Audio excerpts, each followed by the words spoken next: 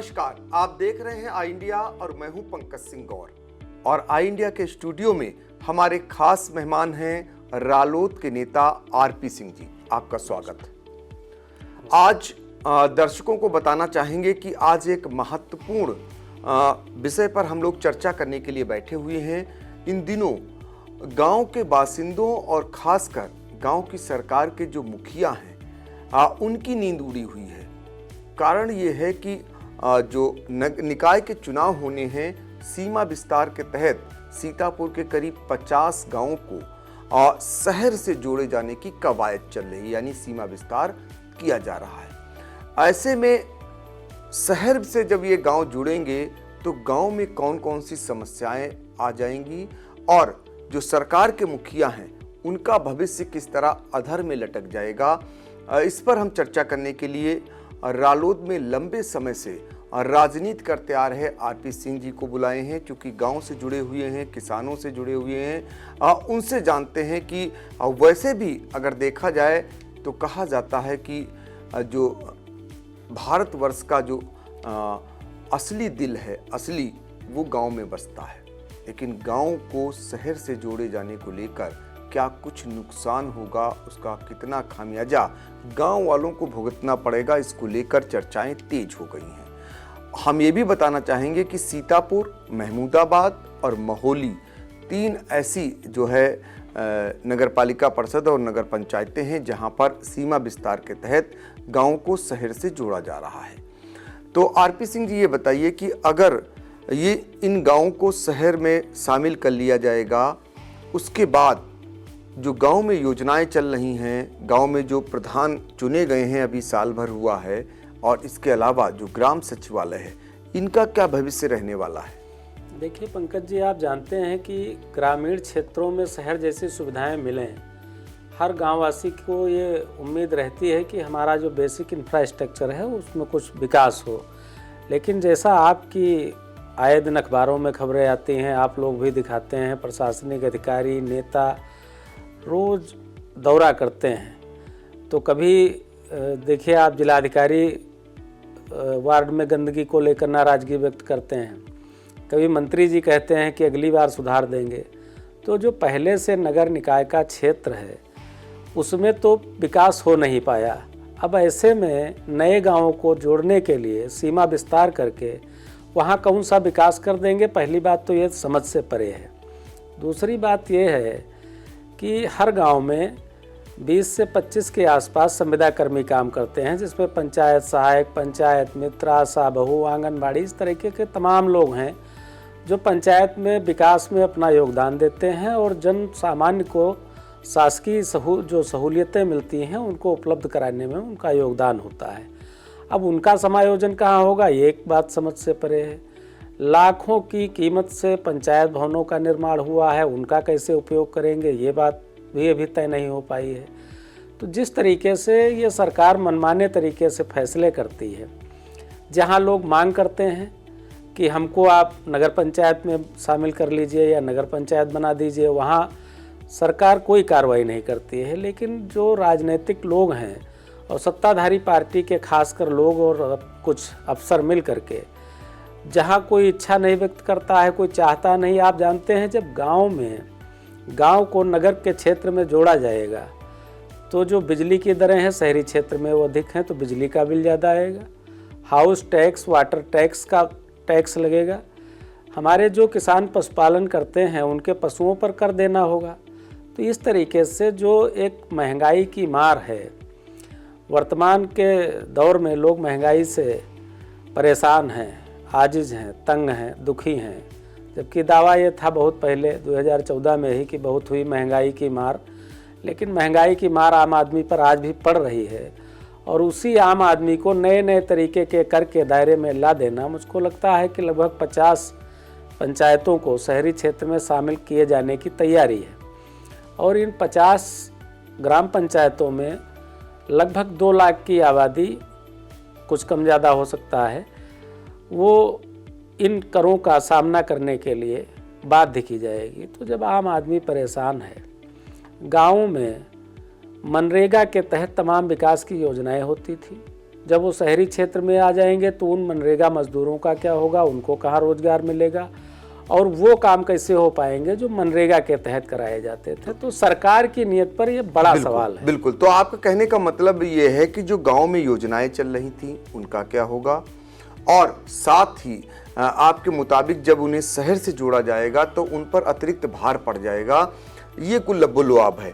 तो ऐसे में क्या लगता है आपको, जब सीमा विस्तार हो रहा है तो कम से कम गांव के लोगों का जनमत संग्रह भी करा लेना चाहिए कि उनका क्या विचार है, वो आना चाहते हैं या नहीं आना चाहते हैं। जैसा कि सामने आने लगा है कि ग्राम प्रधान नहीं चाहते हैं कि उन्हें शहर से जोड़ा जाए। देखिए, यह सरकार जब कोई नियम बनाती है, कानून लाती है या कोई निर्णय लेती है तो जनता क्या सोचती है वो उनके एजेंडे में कभी शामिल रहा नहीं। और जनमत संग्रह कराने की बात तो दूर तक सोची भी नहीं जा सकती। जो बने बनाए नियम हैं उनका भी अनुपालन पूर्णतः नहीं हुआ होगा। नियमबद्ध तरीके से अगर होता, आप देखिए जो भी सरकार के निर्णय आते हैं वो विवादित हो जाते हैं। कोई ये निर्णय लेते हैं तो लोग कोर्ट चले जाते हैं, तो कहीं ना कहीं खामियां रह जाती हैं। पिछले वर्ष जब पंचायत के चुनाव हो रहे थे तो सरकार ने एक आरक्षण व्यवस्था लागू की, लोगों ने उसको लेकर के तैयारी की, उसमें पैसा भी खर्चा हुआ, समय खर्चा हुआ, लोग गए और फिर लोग कोर्ट चले गए। कोर्ट ने अपना डंडा चलाया और सरकार ने अपना निर्णय वापस ले लिया और कोर्ट के निर्देश पर फिर से आरक्षण जारी किया। तो उन लोगों का क्या हुआ, जो लोग पहले के आरक्षण पर तैयारी किए हुए थे उनको सामाजिक अपमान का सामना करना पड़ा। उनकी लोग खिल्ली उड़ाए गांव में, उनका लोग मजाक बनाए गांव में कि ये भी प्रधान बनेंगे।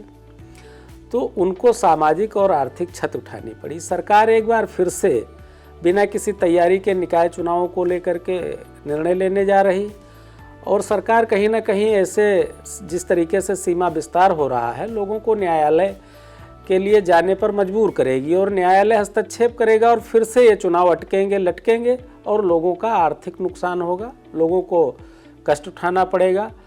और देखिए जिस तरीके से सरकार की नीयत है, यह सरकार गाँवों को लेकर संजीदा नहीं।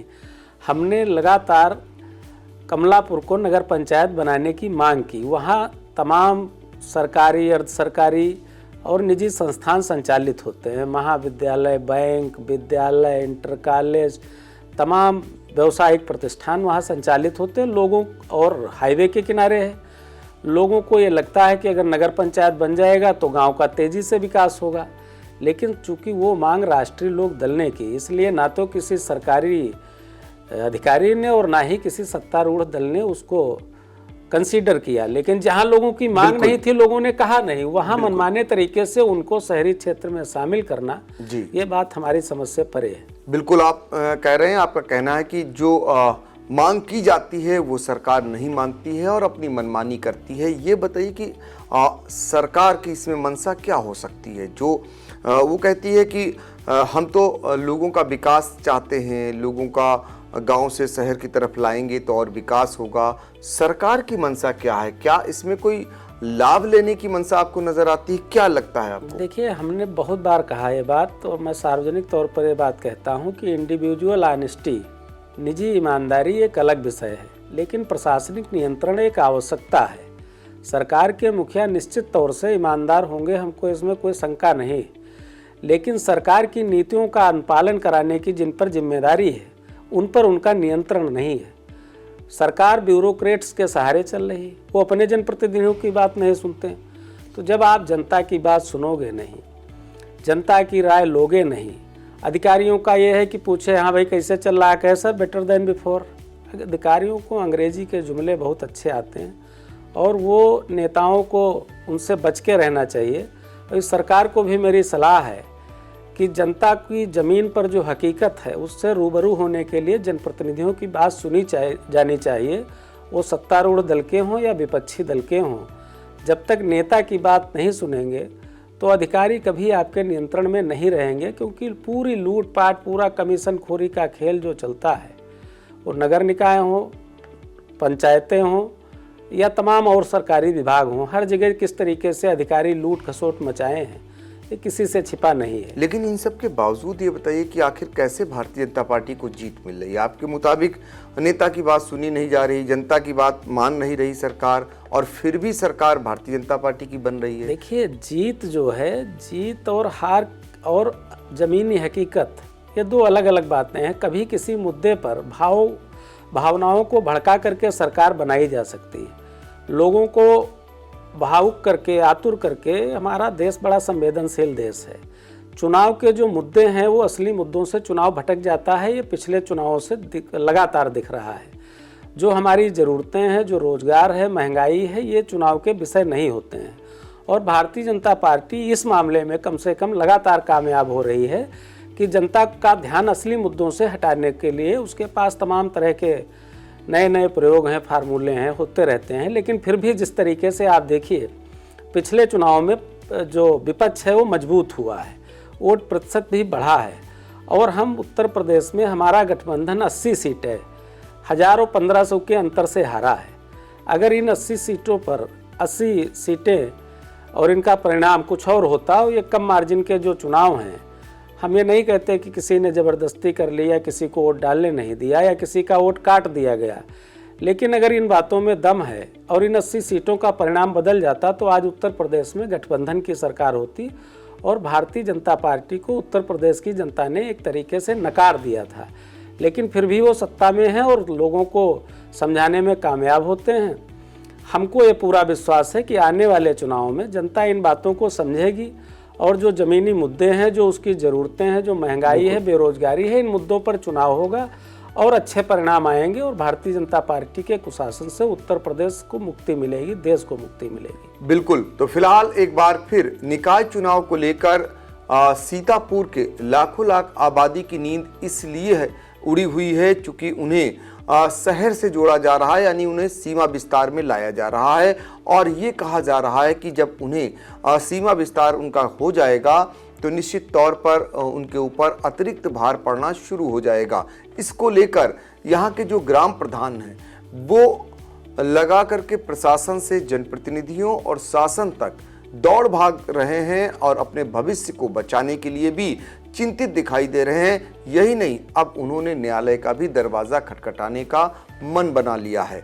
लेकिन सीमा विस्तार को लेकर एक सवाल उठ रहा है, उसी पर हम लोग चर्चा कर रहे हैं। सबसे बड़ा सवाल ये है कि गांव में जो योजनाएं चल रही हैं उनका क्या होगा।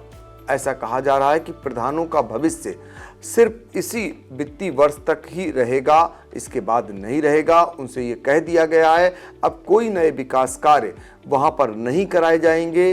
जो पुराने विकास कार्य, जो प्रस्तावित विकास कार्य हैं उन्हीं पर काम होगा, यानी मार्च तक ग्राम प्रधान बने रहेंगे। उसके बाद उन पर भी सवाल खड़ा हो जाएगा। लेकिन उन ग्राम सचिवालय का क्या होगा, उन आशा बहुओं का क्या होगा, या आंगनबाड़ी कार्यकर्तियों का क्या होगा, या फिर जो तमाम संविदा के कर्मी हैं उनका क्या होगा, ये सवाल खड़े हो रहे हैं। फिलहाल ये तो तभी पता चलेगा कि जब सीमा विस्तार फाइनल हो जाता है और कोर्ट में जो लोग गए हैं और जो जा रहे हैं, कोर्ट से क्या डिसीजन होता है, इस पर सबकी निगाहें लगी हुई हैं। फिलहाल आपने आई इंडिया से आज वार्ता की, आपका बहुत बहुत ना धन्यवाद पंकज जी। और मैं आपको एक बात और आश्वस्त करना चाहता हूं कि हमारी पार्टी इस मामले को गंभीरता से लेगी और हम जिले में जिलाधिकारी से और प्रदेश स्तर पर भी ये प्रयास करेंगे कि ये जो आज हम पार्टी के नेतृत्व से भी इस पर बात करेंगे और ज़रूर कुछ न कुछ अच्छा होने का प्रयास होगा कि ये जो पंचायतों में काम कर रहे संविदा कर्मी हैं, ग्राम प्रधान हैं और वो आबादी है, उनका हक हुकूक सुरक्षित रहे, किसी का अहित ना होने पाए। धन्यवाद। बिल्कुल। तो रालोद जो है, चूंकि उसका समाजवादी पार्टी से गठबंधन है, ऐसे में रालोद इस मामले को लेकर प्रशासन से भी और शासन से भी मांग करेगा और लोगों की जो मांगे हैं उनको उठाएगा। फिलहाल इसमें कितनी सफलता मिलती है ये तो आने वाला समय बताएगा।